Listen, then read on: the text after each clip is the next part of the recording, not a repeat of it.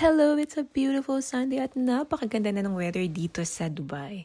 Kaya naman nagaya ako na pumunta kami ng park today.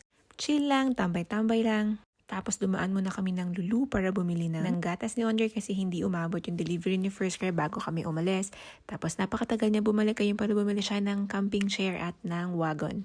Matagal niya ng pangarap makabili niya para daw hindi siya bitbit na bitbit at sakto naman nakasale sa Lulu. After no, nakarating na nga kami dito sa Zabil Park dito sa Dubai kung saan makikita niyo rin yung napakagandang Dubai frame. Kung gusto niyo mag Dubai frame, I think 50 dirhams ang bayad doon per head. Tapos free na ang entrance nyo dito sa Zabil Park. Sabi pag umakyat ka daw dyan sa may Dubai frame, sa other side makikita mo yung New Dubai. Sa kabilang side naman makikita mo yung Old Dubai. Pero kung hindi naman kayo magdo-Dubai frame, 15 dirhams ang binayaran namin for 3 adults at walang bayad si Andre dito sa Zabil Park. First time namin dito at so far marami din nagpupunta. May daladalang kanilang baon, may mga nagba-barbecue. Meron din nagsiset up ng tent. Siguro pag mas malamig na, ganun din gagawin namin. Dito hinabol ko si Andre kasi pupuntahan niya yung mga nagme-meeting na Indians. Makikisali pa ata sa meeting nila. Tapos ito inabot na kami ng gabi. Ito lang yung setup namin. Camping chairs, yung table, wagon, stroller and Andre, tapos ilaw.